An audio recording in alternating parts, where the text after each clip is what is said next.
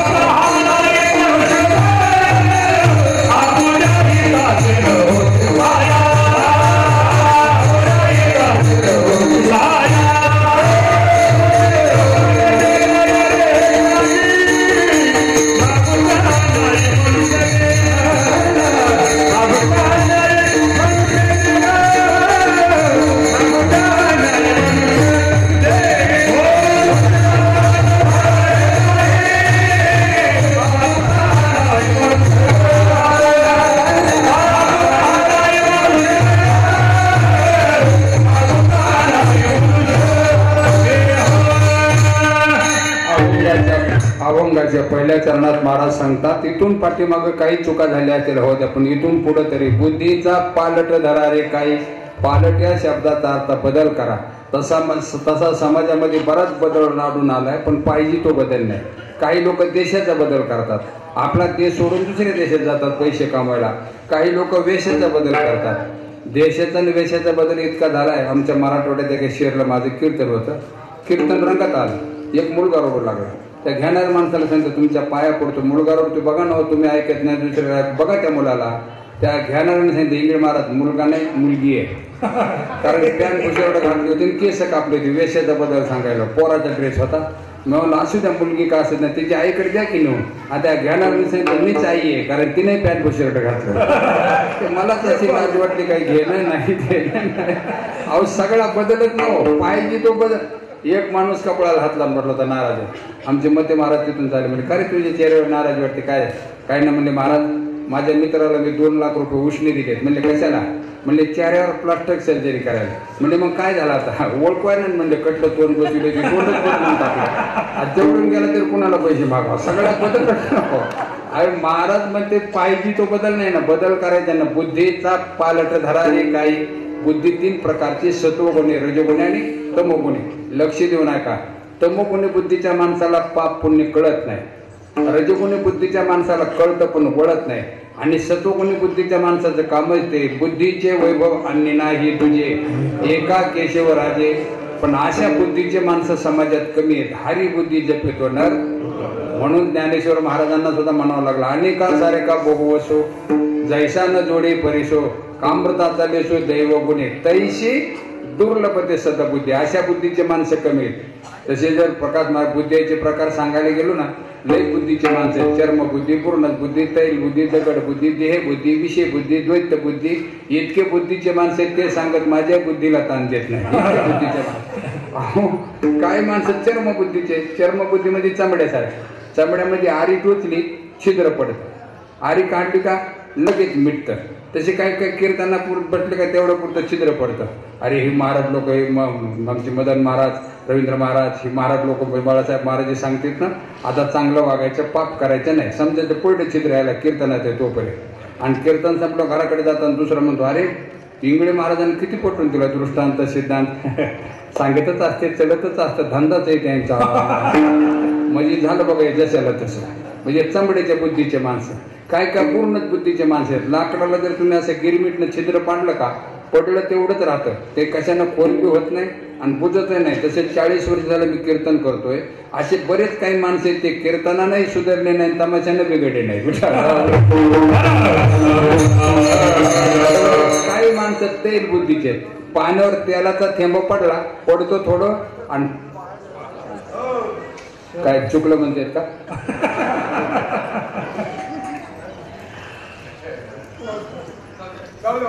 नाही चालू देत आहे ते समजा. पाण्यावर तेलाचा थेंब पडला का, पडतं थोडं आणि पांगतं जास्त. तशी काय ऐकतात थोडं पण जास्त पल्ला लावून सांगतात. हे तेल बुद्धीचे माणसं. आता काही माणसं दगड बुद्धीचे, दगड बुद्धीचे म्हणण्यापेक्षा काही माणसं असे त्याहुनी दगड बरले,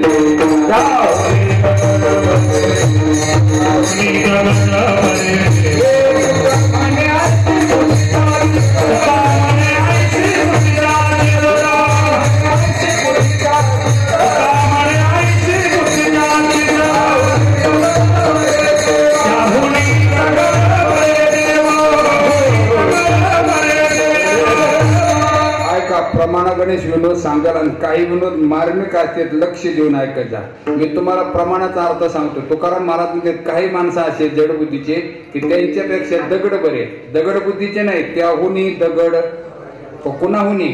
तुका म्हणे आईशी बुद्धी ज्याची, आईशी म्हणजे कैशी. एक माणूस डॉक्टरकडे गेला, म्हणला डॉक्टर साहेब मी काय बोलतो काय ना माझी आठवणीतच राहत नाही. डॉक्टरने विचारलं असं कधीपासून होतं तुम्हाला, हे डॉक्टरलाच म्हणतो कशाबद्दल विचारलं मला. अरे आता काय मला हेच विचारलं, म्हणजे यांच्यापेक्षा दगड बरे नाही. आता काय तर बुद्धीचे माणसं.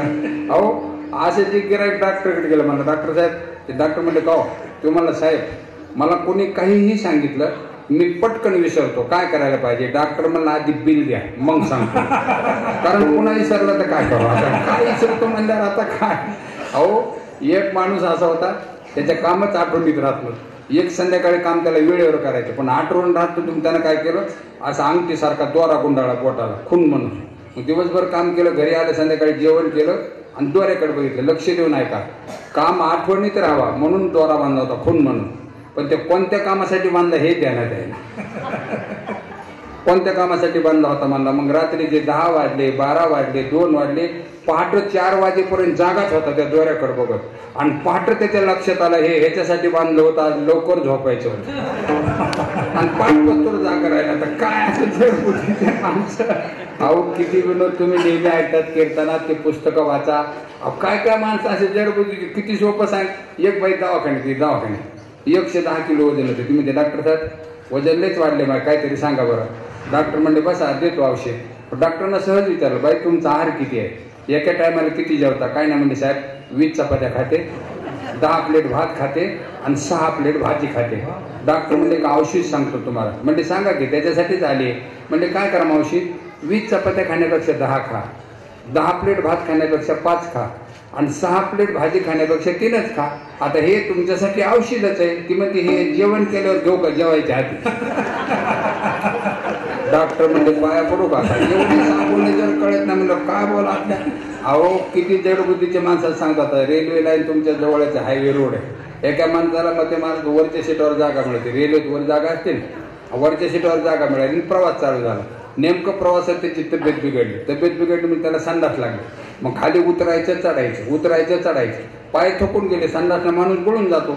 घरी आलं सुटकेस शेकले असं पटकन पटलं खाली. त्याची पत्नी म्हणते काय झालं. अगं काय झालं, नेमकं मला रेल्वेत वरच्या सीटावर जागा मिळाली आणि प्रवास चालू झाला आणि मला संडास लागली. इतकी बेजारी, खाली उतरायचं आणि चढायचं, हातपाय थकून गेले, गळून गेले. त्याची बायको म्हणते अजूनही माणूस की शिल्लक आहे समाजात. तुम्हाला चढाई उतरायला त्रास होत होता ना, मग खालच्या सीटावर सांगायचं मामा तुम्ही इथं बसा, मला इथं बसू द्या, म्हणजे जायला सोपं राहील. हा तेवढं कळत नव्हतं का म्हणलं मला. पण खालच्या सीटावर कोणीच नव्हतं, कुणाला म्हणून वर बसवून काय बोलत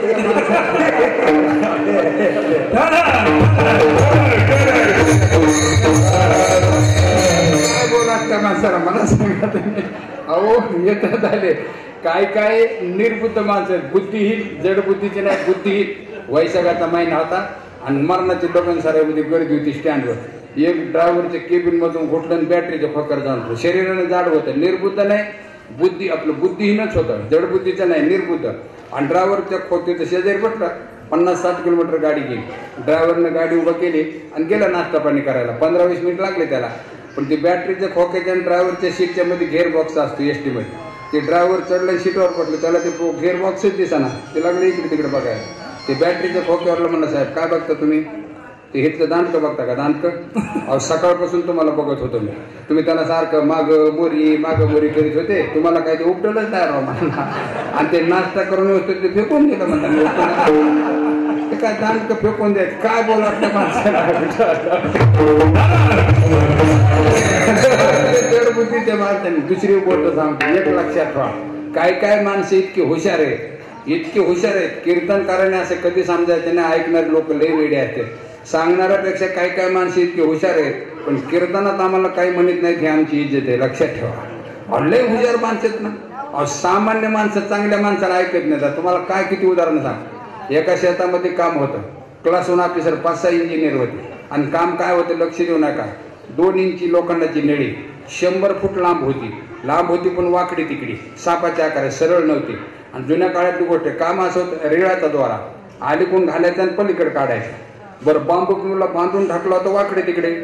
परेशान झाले ते 9 वाजल्यापासून इंजिनियर, 5 वाजता असा कपड्याला हातात बसले. एका शेतकऱ्याने जाताना बघितलं आणि येताना बघितलं. तुम्हाला साहेब तुमच्या चेहऱ्यावर जरा टेन्शन दिसते, काय झालं. ते म्हणजे तुला काय सांगायचं, आम्ही क्लास 1 ऑफिसर आहेत, आमची अक्कल चला. काम काय म्हणजे रेळाचा द्वारा आहे ना, नळीतून अलीकडून घालायचं आणि पलीकडे काढायचं. काय राव म्हणला, 2 मिनिटातच काम आहे, झालं नाही होय. ते म्हणजे आमची टिंगर करतो का तुम्हाला द्वारा घालायचा का, पलीकडे घाल बरं म्हणले. जवळच बाजी काढलेले, त्याचे बुचाड लावले होते पेंड्या. गेला बाजरीच्या पेंड्या 2-4 बाजूला काढलेले, एक उंदराचं पिल्लू आणलं धरून, बांधलं पायाला आणि तिने मध्ये सोडून 1 मिनिटात तर पडली. तो कुठल्या प्रॅक्टिकल मध्ये होता. सामान्य माणसं. अहो मी महाराष्ट्राच्या बाहेर गेलतो मध्ये बाबा, मला एक असा अहंकार होता, मी बोलायला लय हुशार असं वाटत होतं. एका गावात बारक्या पोरांना फसवलं तर एवढं सफर मध्ये इकडे म्हणलो का रे, मला वेळ आहे का अर्धा तास कीर्तन. म्हणलं हो, मला चला चहा घेऊन. म्हणलं घेत नाही, पित्ताचा वगैरे त्रास आहे मला, आज दूध आहे मला आपल्याकडे. झाला निरण हाताला धरून वडील आणि दारात अशी म्हैस बांधली. ह्या बघा म्हणला म्हैस आहे आपल्याकडे, दुधाला काही कमी नाही. मी त्या पोराला सहज म्हणलं ही म्हैस दूध देते, ते म्हणला नाही. म्हणलं मग ती देत नाही, आपण काढावं लागतं म्हणलं. एवढंच पोरग मला असं बोलतोय. अरे म्हणलं लय चाबरेवणी बोलतो, श्रीमंताचा म्हणा असं बोलतोस का, लय हुशार आहे बोलायला. तुझ्या जन्मकाळीचा गुन्हा आहे का, तुझा जन्म कधी झालेला आहे. ते पोरग म्हणलं माझा जन्म शुक्रवारी झालेला आहे. तर ते कार्टला विचारित मला म्हणतं महाराज तुमचा. म्हणलं रविवारी झालेला आहे. ते मला हात खोटं बोलतात. म्हणलं का, म्हणलं रविवारी सुट्टी असते ना. कितीतरी लेकर हो.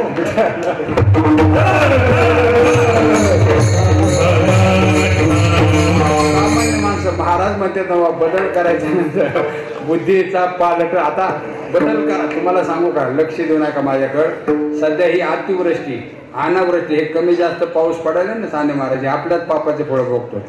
मेघ पडवो भीती, एक सांडी लेख शिती, आपुलाला धर्म ना चरती. कारण कशा करता सांगायलो, सध्या सगळा बदल आहे कलियुगामध्ये. बदल म्हणजे एखाद्या माणसाला चहाचा कप पाडला तर साक्षा बदल आहे कोर्टामध्ये. माफी मागून सांगू, न्यायदेवतेला जर 10-5 रुपये सर केले तर न्याय सुद्धा बदल आहे. अहो डॉक्टर, किती तुम्हाला सांगू, जर समाजाचे रक्षकच जर असे भक्षक झाले, कोणाकडे न्याय मागायचा. हे सध्या कसं झालंय, एका पोराने ते मुंग्या मारायचं पावडर आणलं होतं आणि अर्ध्या तासात लगेच माघारी नेऊन दिलं. म्हणलं दुकानदार हे पावडर बदलून द्या. दुकानदार म्हणला ह्याला काय झालं, म्हणलं ह्याच्यातच मुंग्या झाल्या. आता मारायच्या कशाने, आता मला सांगा. अहो पावडर मध्येच मुंग्या मारलं, तसे रक्षकच जर भक्षक झाले.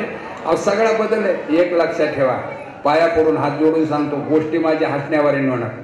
आपण जर कोणाची साक्ष 10-5 रुपयाची असेना खोटी साक्ष दिली, खोटा न्याय दिला, त्याचा परिणाम सांगतो. लोभावरी ठेवणी हेत करीते असत्य न्याय नीत त्याच्या पूर्वजा पतन आणि नरकी किडे होती जाण. आमचे महाराज सांगतो तुम्ही खोटी बगळा बगळी प्रवास करत होते. अवकाळी पाऊस सुरू झाला. एका झाडावर थांबले. कावळ्यानं खोपा केला होता. कावळा म्हणतो बगळे दादा भयंकर बाहेर गारा वारा जरा मग दोघाला घरात घे. म्हणलं एवढ्या घरात दोघं कसे राहतील. तुझी बायको राहू दे तू थांब. ठीक आहे. त्याला वाटलं बायको सुरक्षित राहते ना. थांबले. सकाळ झाली उजाडली. बायकोला म्हणलं चल. ते कावळा दारात आडो उभा राहिला. कोण कुठला काय माझी बायको म्हणला. बगळा म्हणला बरा झाला का. कावळा तर माझी बायको द्यायला तयार नाही. तो गेला साहेबाकडे कोर्टात. मला साहेब असं झाले. साहेब म्हणले काळजी करू नको. निकाल तुझ्यासारखाच देणार कारण ती कावळ्याची बायको होऊ शकत नाही. ती पांढरी हे काळा आहे कलर मध्ये तुरकडे साम्य आहे. निकाल तुझ्यासारखाच देणार. पुन्हा कावळा गेला साहेबाकडे. म्हणजे साहेब निकाल कोणासारखा देणार. म्हणले का बगड्यासारखा. मूर्ख माणसं आहेत म्हणला तुम्ही. बगळा काय कामाचं आहे तुमच्या. आम्ही किती महत्वाचे माणसं माहिती तुम्हाला. अहो आम्ही जर तुमचे मायबाप मेल्यावर त्यांचा पिंड शिवला नाही तर तुमच्या मायबापाचा उद्धार सुद्धा होत नाही. अहो साहेब माझ्यासारखा निकाल दिला का तुमची आजी सुद्धा दाखवतो कुठे ती बिघडण गिरायक निकालच कावळ्यासारखा. बगड्याची बायको कावळ्यासारखा निकाल. आता बरेच दिवस झाले तो कावळा काय साहेबाकडे आहे ना. साहेबच कावळाकडे आला. का रे म्हणला गरज सरून वैद्य मरो. तो काय म्हणला होता तुझ्यासारखा निकाल दिला आजी दाखवतो म्हणून. दाखवतो ना म्हणला साहेब. त्यांना ते खेड्यामध्ये नेलं. अजून बरेच गाव हागणदारी मुक्त झाली नाही. बऱ्याच गावाच्या कडीनं पांदी असते ना. त्या पांदीमध्ये घाण असते. त्या घाणीमध्ये त्या साहेबाला नेलं त्या कावळ्यानं. त्याच्यामध्ये किडे झाले होते ना तुम्हाला साहेब. हे पुढचा आजा आहे ही मागची आजी म्हणला. तुम्हाला मूर्खा माझ्या आजी इथं येत असते. मला मग खोटा न्याय देणार ते काय स्वर्गात जात असते.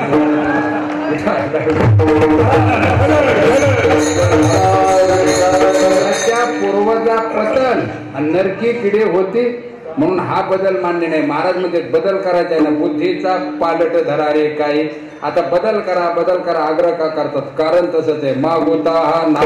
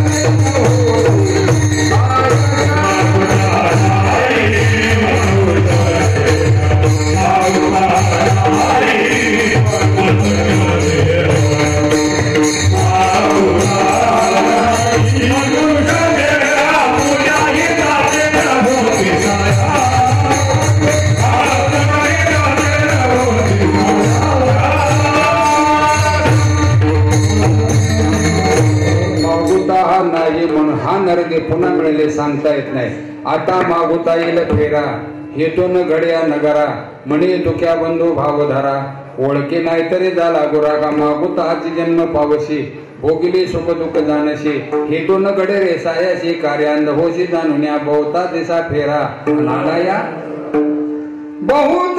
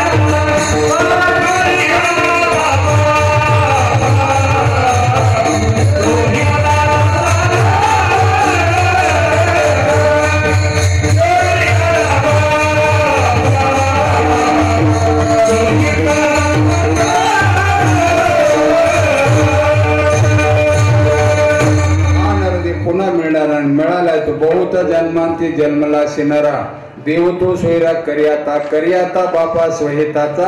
आपलं हित कशात आहे अनहित कशात याचा विचार करा. आपुले आपण जाणावे. आता काही लोक हिताची व्याख्या सांगतात. एक माणूस मला भेटला, मला इंगळे महाराज काही नव्हतं माझ्याकडं, दिवसाचे रात्र रात्राचे दिवस केला, हाडाचे काढा रक्ताचं पाणी राब राब राबलो. 2 मुले, दोघाला 10 एकर जमीन बागायती, दोघाला 2 बंगलेत, नातो पंतो सगळं झालं. आता काय नाही, मारायला मोकळा झालो, कारण माझं गंगेतच घोडं नाहलं. महाराज मध्ये नालं नाही, वाहून गेलं म्हण. आणि नुसते घरंदारण बायका पोरं म्हणजे हेच नाही हो.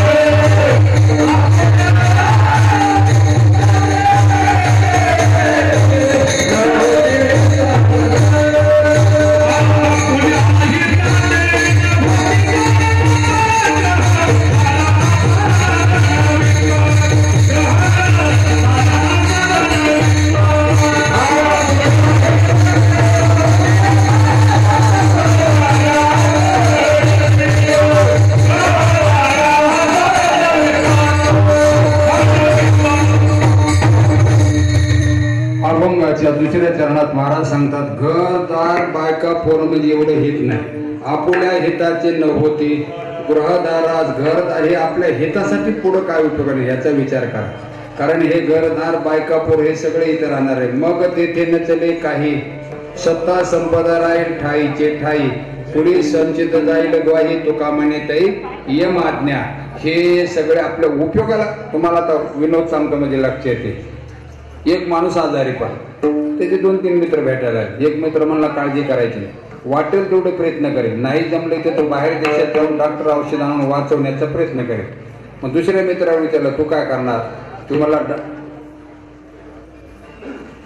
डॉक्टरची जिम्मेदारी यांनी घेतलेलीच आहे, तेवढं करून प्रारब्ध कुणाला चुकला नाही. तू जर मेला तर आम्ही 10वा 13वा वर्ष श्राद्ध हे सगळं व्यवस्थित करू. तिसऱ्या विचारलं तू काय करणार. मला दोन्ही कामं यांनी घेतले, फक्त मी एकच करू शकतो. तू मेल्यानंतर पुढचा जन्म घेईपर्यंत मी तुझ्या बरोबर येण्याचं काम करेन. बस बस. मित्र तुमच्या लक्षात आले नाही. पहिला मित्र कोण, पैसा, वाटेल तेवढे प्रयत्न करून वाचवण्याचा प्रयत्न करेल. दुसरा मित्र कोण, आपली भावकी, स्वतः पाळणारे, पिंडदान करणारे. तिसरं सांगणारे मित्र कोण, केलेलं पाप किंवा पुण्य. बरोबर पुढे उपयोगाला काय येणार आहे. अहो हे बायका पोरण हे धनवेश हे सगळे हिताला आडे येणार आहे. ज्याचे तुझं गुंती ते तुझं मोकली ती आणते. हे अंत काळाच्या वेळेला कुणीच आपल्या पुढे उपयोगाला. सगळे महाराज धनवंत पुरुष असे तिरी लवटव करे कैशी तुकडा ते कोणी सुने जैशी हलवे. ऐका, आपल्या बायकोला मनपसंत साडी मनपसंत दागिने आण. बायको कसं पुढं पुढं करते. नाथ महाराज सांगतात हालवी पुष्याची पुकान, नाथ महाराजांची भाषा. आणि एखाद्या दिपोळीला एखादा दागिना नसू द्या, तिला सांगितलं का दुष्काळ यावर्षी घे समजून. ती म्हणते काय समजून घे, बसा गप, तुम्हाला तर काय अक्कलच नाही. म्हणजे अक्कल नाही म्हणजे नक्कलच नाही ना, अक्कल कुठले. अहो बायको पदोपदी अपमान करते, त्या धनाची झाली या तुटी, स्त्री वसवसोनी लागे पाठी, आता नावड येते तुमच्या. तुम्हाला सांगू मी तुमच्यातलाच, मी काय वेगळा नाही. महाराज हे घरदार हे सगळा मतलबाचा बाजार आहे. सब पैसे की भाई दिल का. काही लोक म्हणते निंगे महाराज तुमचं घरचं जर बिघडलेलं दिसते तेव्हा असं बोलतात तुम्ही. आता बिघडलेलं तुमचं सुद्धा पण त्याला कळत नाही, मी का अहो सगळा मतलबाचा बाजार आहे, सगळा मतलबाचा बाजार. तुम्हाला सांगू सब